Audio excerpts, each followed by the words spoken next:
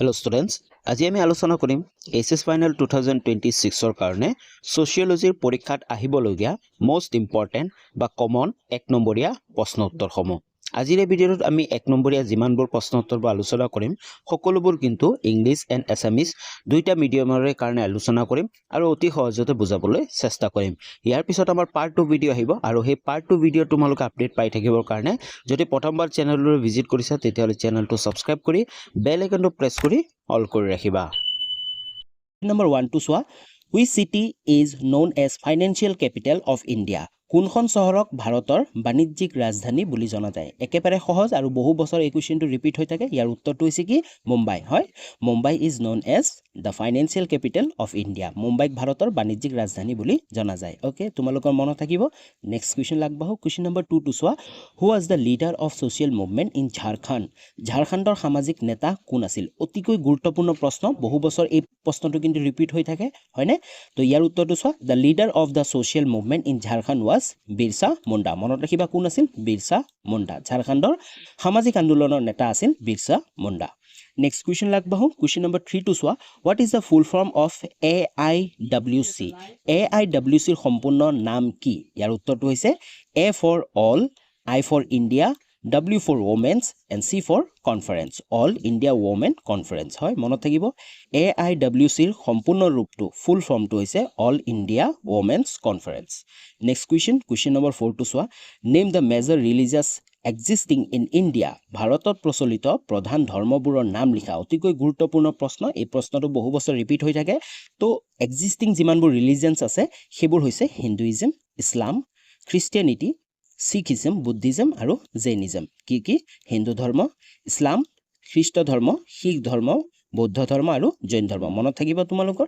Next question আগবাঢ়ো। Question number 5 to চোৱা, what is colonialism? হয়, উপনিবেশিকতাবাদ কি? অতিকৈ গুৰুত্বপূৰ্ণ প্ৰশ্ন, কাৰণ এই প্ৰশ্নটো বহু বছৰ ৰিপিট হৈ থাকে। কলনিয়েলিজম মানে কি? তোমালোকে চোৱা উত্তৰটো, colonialism is a system in which a powerful country controls and exploits a weaker country or region politically, economically and culturally। হয়, উপনিবেশিকতাবাদ মানে হৈছে এটা প্ৰণালী। এইটো এটা কি হয়? এটা চিষ্টেম অথবা এটা প্ৰণালী হয়, য'ত এটা শক্তিশালী দেশে, যিকোনো এটা শক্তিশালী দেশে অন্য এটা দুৰ্বল দেশ বা এটা অঞ্চলক ৰাজনৈতিকভাৱে, আৰ্থ-সামাজিকভাৱে আৰু সাংস্কৃতিকভাৱে কি কৰে? নিয়ন্ত্ৰণ কৰি শোষণ কৰে। যেনে আমি এটা এক্সাম্পল দিব পাৰোঁ, ব্ৰিটিছ, হয়নে? ব্ৰিটিছ কলনিয়েলিজম ক'ত আছিল? আমাৰ ভাৰতবৰ্ষত।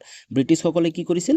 ব্ৰিটিছসকলে আমাৰ ভাৰতবৰ্ষখন কি কৰিছিল? নিয়ন্ত্ৰণ কৰিছিল আৰু শোষণ কৰিছিল। অ'কে, বুজি পাইছা এতিয়া? যদি বুজি পাইছা তেনেহ'লে কমেণ্ট কৰি জনাই দিয়া যে বুজি পাইছোঁ। কুৱেশ্যন নম্বৰ 6 to চোৱা, who wrote the book an essay on the principle of population? An essay on the principle of population নামৰ কিতাপখন কোনে লিখিছিল? অতিকৈ গুৰুত্বপূৰ্ণ প্ৰশ্ন। ইয়াৰ উত্তৰটো হৈছে the book an essay on the principle of population was written by Thomas Robert Malthus. কোনে লিখিছিল? থমাছ ৰবাৰ্ট মালথাছে লিখিছিল। মনত ৰাখিবা, an essay on the principle of population কোনে লিখিছিল? থমাছ ৰবাৰ্ট মালথাছে লিখিছিল। নেক্সট কুৱেশ্যন নম্বৰ 7 to চোৱা, caste is an example of open or close stratification. হয়, জাতি মুক্ত অথবা বন্ধ স্থিৰীকৰণৰ উদাহৰণ। ইয়াৰ উত্তৰটো হ'ব ক্ল'জ। মনত ৰাখিবা, ইয়াৰ উত্তৰটো হৈছে বন্ধ। নেক্সট কুৱেশ্যন আগবাঢ়ো। কুৱেশ্যন নম্বৰ 8 to চোৱা, what is the meaning of demography? Demography মানে কি? যাক অসমীয়াত কি বুলি কোৱা হয়? জনসাংখ্যিক বিজ্ঞানৰ অৰ্থ কি? অতিকৈ গুৰুত্বপূৰ্ণ প্ৰশ্ন। ডেম'গ্ৰাফি মানে কি? প্ৰত্যেক বছৰে এই কুৱেশ্যনটো ৰিপিট হোৱা দেখা যায়। তো ইয়াৰ উত্তৰটো চাই লোৱা তোমালোকে। ডেম'গ্ৰাফি মানে কি? একেবাৰে সহজতে বুজি লোৱা। Demography is the statistical study of human population. Demography মানে হৈছে যি গণিতিক, ষ্টেটিষ্টিকেল হয়, statistical study of human population. মানুহৰ যি পপুলেশ্যন আছে, জনসংখ্যা আছে, তাৰ বিষয়ে যেতিয়া আমি ষ্টাডি কৰিম, শিকিম, বুজিম, তাকে আমি কি বুলি ক'ম? ডেম'গ্ৰাফি বুলি ক'ম। ক'ত কি থাকে ইয়াত চোৱা, ইনক্লুড দিয়া চাইজ, হয়নে? যে এই পপুলেশ্যন যে থাকে, জনসংখ্যাবোৰ থাকে, তাৰ চাইজ আমি পঢ়োঁ, হয়নে? বা ষ্টাডি কৰোঁ। Structure, distribution and change over time due to birth, death, migration and again. হয়, আৰু যি চেঞ্জেছ হয়, হয়নে? সলনি হয়, ঠাইৰ পপুলেশ্যনবোৰ সলনি হয় ডিউ টু বাৰ্থ ৰেটৰ কাৰণে, ডেথ ৰেটৰ কাৰণে বা মাইগ্ৰেশ্যন হ'লে, তো সেইবোৰ আমি গোটেইখিনি পঢ়োঁ। বুজি পাইছা অসমীয়া মিডিয়ামে চোৱা জনসাংখ্যিক বিজ্ঞান হৈছে মানৱ জনসংখ্যাৰ পৰিসংখ্যা ভিত্তিক অধ্যয়ন য'ত জনসংখ্যাৰ আকাৰ গঠন বিতৰণ আৰু জন্ম মৃত্যু স্থানান্তৰণ আৰু বয়স বৃদ্ধিৰ ফলত হোৱা পৰিৱৰ্তনসমূহ অধ্যয়ন কৰা হয় বুজি পাইছা নেক্সট কুৱেশ্যন লাগবাহো কুৱেশ্যন নম্বৰ 9 টো চোৱা the term Dalit was coined by doctor Ambedkar yes or no লিখিব দিছে দলিত শব্দটো উদ্ভাৱক ডক্টৰ আম্বেদকাৰ হয় নে নহয় ইয়াৰ উত্তৰটো কিন্তু নহয় ওকে ইয়াৰ এনসাৰটো হৈছে নো দলিত যি শব্দটো আছে এইটো কইন কৰা নাই ডক্টৰ আম্বেদকাৰে কইন কৰা নাই নো নেক্সট কুৱেশ্যন লাগবাহো কুৱেশ্যন নম্বৰ 10 টো চোৱা who is MN Srinivas MN Srinivas কোন অতিকৈ গুৰুত্বপূৰ্ণ প্ৰশ্ন MN শ্ৰীনিবাসৰ বিষয়ে আহিয়ে থাকে তো ইয়াৰ উত্তৰটো চোৱা MN Srinivas was a renowned Indian sociologist known for his work on caste social structure and field study in Indian villages হয় MN শ্ৰীনিবাস এজন খ্যাতনামা ভাৰতীয় সমাজ বিজ্ঞানী আছিল কোন আছিল তেওঁ ভাৰতৰ এজন বিখ্যাত খ্যাতনামা কি আছিল ভাৰতীয় সমাজ বিজ্ঞানী আছিল যি জাতি প্ৰথা সামাজিক গঠন আৰু ভাৰতীয় গাঁওসমূহৰ ক্ষেত্ৰ অধ্যয়নৰ বাবে জনাজাত আছিল বুজি পাইছা তো মনত থাকিব MN শ্ৰীনিবাস কোন আছিল নেক্সট কুৱেশ্যন লাগবাহো কুৱেশ্যন নম্বৰ 11 টো চোৱা in which year the T industry started in India কোন চনত ভাৰতৰ চাহ উদ্যোগ আৰম্ভ হৈছিল তোমালোকে প্ৰশ্নটো ভালকে চাবা কোন চনত ভাৰতত চাহ উদ্যোগৰ কথা কৈছে টি ইণ্ডাষ্ট্ৰিৰ কথা কৈছে ওকে তো ইয়াৰ উত্তৰটো হৈছে the T industry in India started in the ইয়াৰ 1851 ভাৰতত চাহ উদ্যোগ 1851 চনত আৰম্ভ হৈছিল মনত ৰাখিবা চাহ উদ্যোগ টি ইণ্ডাষ্ট্ৰি কেতিয়া আৰম্ভ হৈছিল 1851 চনত নেক্সট কুৱেশ্যন নম্বৰ 12 টো চোৱা what is mean by corporate culture হয় সংঘবদ্ধ সংস্কৃতি বুলিলে কি বুজা অতিকৈ গুৰুত্বপূৰ্ণ প্ৰশ্ন কৰ্পৰেট কালচাৰ মানে কি চোৱা corporate culture refers to the shared value beliefs and behaviors that shape how employees interact and work within a company হয় জনগবদ্ধ সংস্কৃতি হৈছে মানে কি বুলি কোম্পানীৰ কৰ্মচাৰীসকলৰ মাজত বিদ্যমান মূল্যবোধ বিশ্বাস আৰু আচৰণক বুজায় নেক্সট কুৱেশ্যন লাগবাহো কুৱেশ্যন নম্বৰ 13 টো চোৱা give an example of close stratification হয় বন্ধ স্তৰীকৰণৰ এটা উদাহৰণ দিয়া ইয়াৰ উত্তৰটো হৈছে example of close stratification caste system in India ইয়াৰ উত্তৰ হৈছে ভাৰতৰ বৰ্ণ ব্যৱস্থা নেক্সট কুৱেশ্যন লাগবাহো কুৱেশ্যন নম্বৰ 14 টো চোৱা What is the name of dormitory of Naga? নাগাসকলৰ যুদ্ধগৃহৰ নাম কি অতিকৈ গুৰুত্বপূৰ্ণ প্ৰশ্ন ডৰমিটৰী অফ নাগা কি হয় the name of the dormitory of Naga people is Morung কি হয় মৰুং হয় নামটো মনত ৰাখিবা মৰুং ওকে নেক্সট কুৱেশ্যন লাগবাহো কুৱেশ্যন নম্বৰ 15 টো চোৱা who was the founder of Arya Samaj Arya সমাজৰ প্ৰতিষ্ঠাতা কোন আছিল অতিকৈ গুৰুত্বপূৰ্ণ প্ৰশ্ন আৰ্য সমাজৰ প্ৰতিষ্ঠাতা আছিল স্বামী ধ্যানানন্দ সৰস্বতী কোন আছিল স্বামী ধ্যানানন্দ নহয় দয়ানন্দ সৰস্বতী ওকে তো আৰ্য সমাজৰ প্ৰতিষ্ঠাতা কোন আছিল স্বামী দয়ানন্দ সৰস্বতী মনত ৰাখিবা নেক্সট কুৱেশ্যন নম্বৰ 16 টো চোৱা Where did Jyotiba Phule open the first school for women? মহিলাৰ বাবে প্ৰথমখন স্কুল জ্যোতিবা ফুলে ক'ত খুলিছিল হয় অতিকৈ গুৰুত্বপূৰ্ণ প্ৰশ্ন মনত ৰাখিবা মহিলাৰ বাবে প্ৰথমখন স্কুল জ্যোতিবা ফুলে ক'ত খুলিছিল ইয়াৰ উত্তৰটো হৈছে জ্যোতিবা ফুলে open the first school for women in Pune ক'ত খুলিছিল পুনেত খুলিছিল নেক্সট কুৱেশ্যন লাগবাহো কুৱেশ্যন নম্বৰ 17 টো চোৱা Which city is known as the financial capital of India?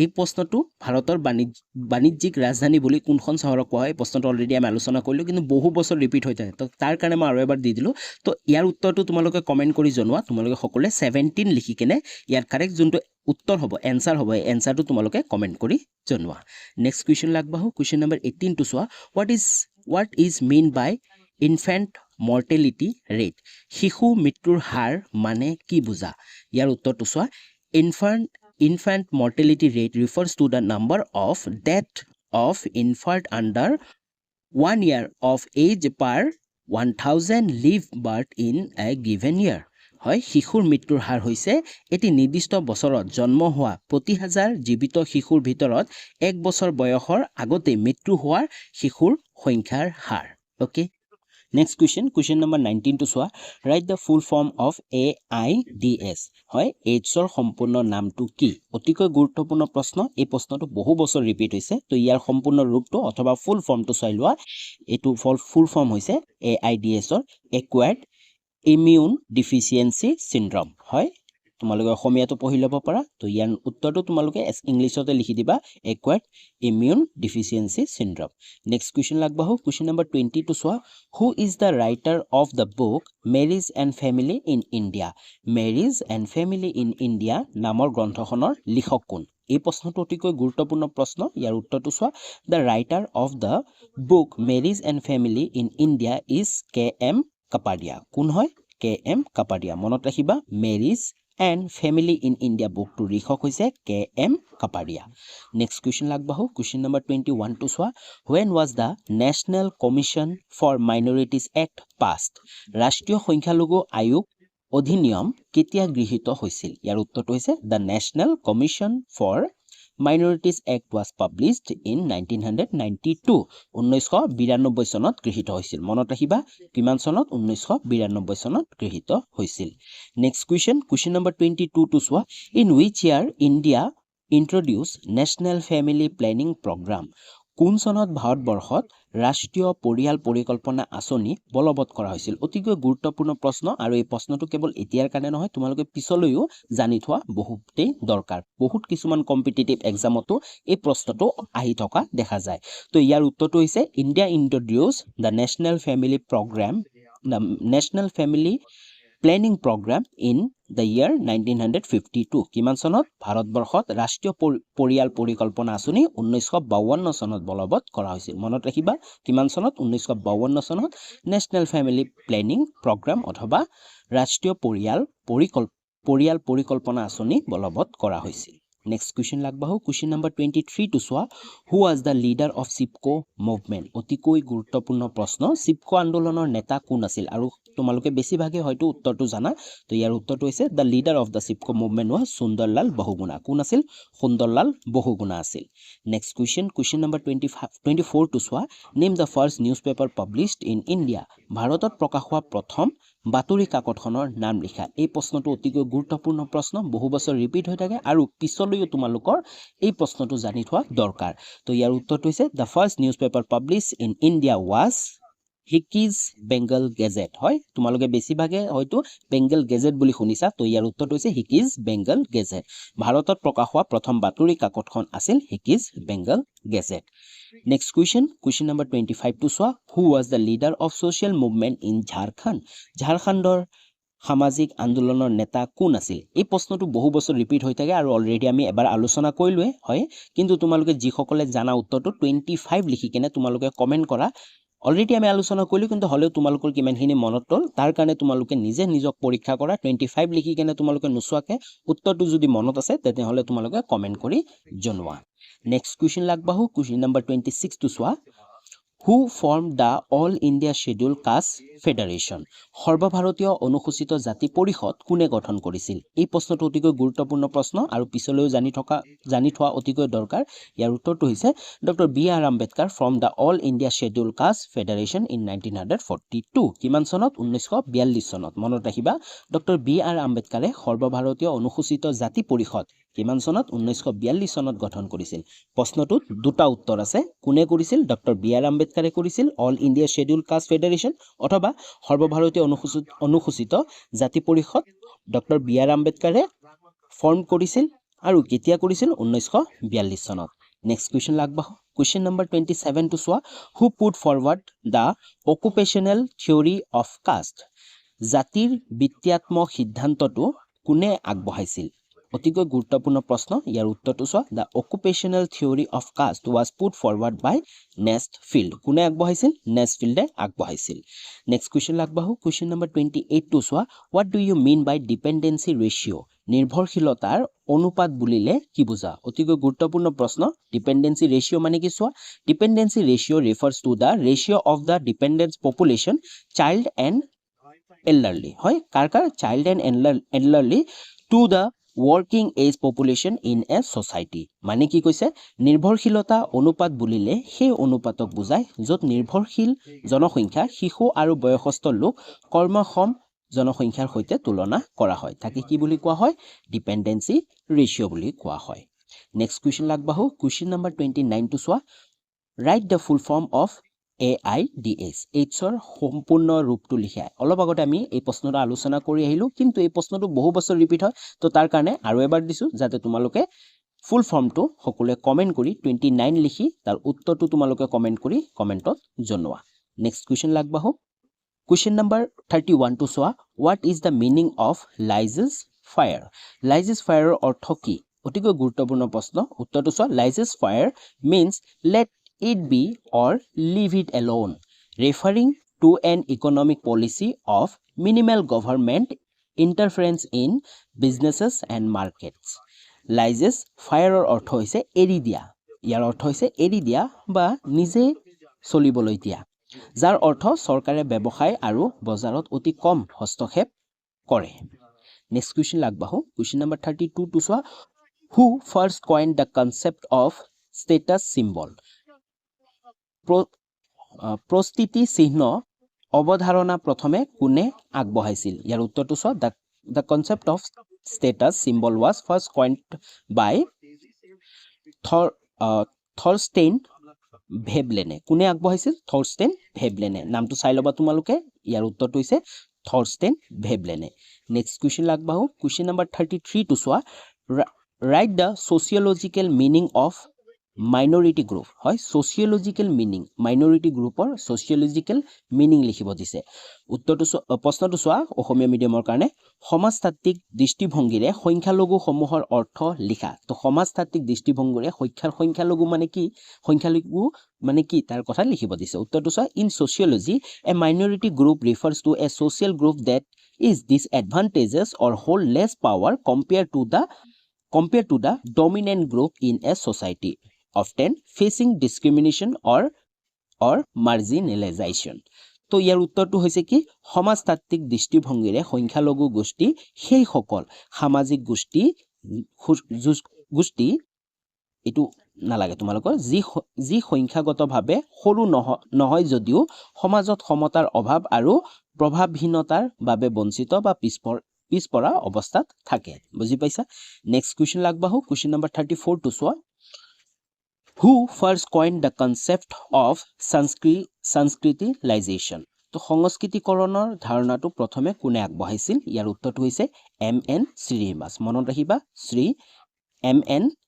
MN শ্ৰীনিবাসে আগবঢ়াইছিল নেক্সট কোৱেশ্চন লাগবাহু কোৱেশ্চন নম্বৰ 35 টু চোৱা what is ryotwari system ryotwari পদ্ধতি কি অতিকৈ গুৰুত্বপূৰ্ণ প্ৰশ্ন হয় এই প্ৰশ্নটো তোমালোকে জানিব লাগিব কাৰণ বহু বছৰ এই প্ৰশ্নটো ৰিপিট হৈ থাকে তো ইয়াৰ উত্তৰটো চোৱা the ryotwari system was a land revenue system এটো কি হয় ryotwari সিস্টেমটো land revenue system introduced by কোনে ইন্ট্ৰোডিউস কৰিছিল introduced by the British in India where peasants অথবা royals directly paid taxes to the government হয় ৰায়তৱাৰী পদ্ধতি হৈছে ভাৰতত ব্ৰিটিছ চৰকাৰে প্ৰৱৰ্তন কৰা ভূমি ৰাজহ প্ৰণালী মানে ভূমিৰ যি ট্যাক্স আছে সেই ট্যাক্স সংগ্ৰহ কৰা এটা প্ৰণালী য'ত কৃষকে অথবা কৃষকসকলক কি ৰায়ত বুলি কোৱা হৈছিল ৰায়ত চৰকাৰক পোনপটীয়াকৈ কৰ দিয়া হয় মানে পোনপটীয়াকৈ চৰকাৰক কৰ দিয়া হয় বুজি পাইছা নেক্সট কোৱেশ্চন লাগবাহু কোৱেশ্চন নম্বৰ 36 টু চোৱা what do you mean by green revolution সেউজ বিপ্লৱ বুলিলে কি বুজায় এই প্ৰশ্নটো অতিকৈ গুৰুত্বপূৰ্ণ প্ৰশ্ন প্ৰতি বছৰে 1 নম্বৰীয়া নহলে 2 নম্বৰীয়া প্ৰশ্নত আহি থকা দেখাই যায় যে গ্ৰীন ৰিভলিউশন কাক কয় তাৰ ওপৰত অলপ লিখিব দিয়ে সমুটকাও লিখিব দিয়ে তো ইয়াৰ উত্তৰটো চোৱা what is green revolution refers to the rapid increase in agriculture production due to the use of high yield variety HYB seeds chemical fertilizers pesticides and modern irrigation techniques বুজি পাইছা সেউজ বিপ্লৱ বুলিলে উচ্চ উৎপাদনশীলতাৰ জাতি HYB বীজ যেনে HYB হাই yielding বীজ যোনবিলাক অতি উচ্চ মানৰ বীজবোৰ থাকে হয়নে তো সেইবোৰক বুজা যায় আৰু ৰাসায়নিক সাৰবোৰ যত আমি কি খেতি পথাৰত ইউজ কৰা কীটনাশক আৰু আধুনিক যি সেচ প্ৰণালী আছে ব্যৱহাৰৰ ফলত কৃষি উৎপাদন দ্ৰুত বৃদ্ধি বুজায় যেতিয়া কৃষি উৎপাদন বৃদ্ধি হ'ব তাকে সেই যেতিয়া বৃদ্ধি কৰাৰ কাৰণে এইবোৰ বস্তু ব্যৱহাৰ কৰা হৈছিল ভাৰতবৰ্ষত তাকে কি বুলি কোৱা হয় গ্ৰীণ ৰিভলিউশ্যন ভাৰতবৰ্ষৰ গোটেই ৱৰ্ল্ড ৱাইডে কি কৰা হৈছিল গ্ৰীণ ৰিভলিউশ্যন ষ্টাৰ্ট কৰা হৈছিল ওকে নেক্সট কুৱেশ্যন লাগবাহু কুৱেশ্যন নম্বৰ 37 টো চোৱা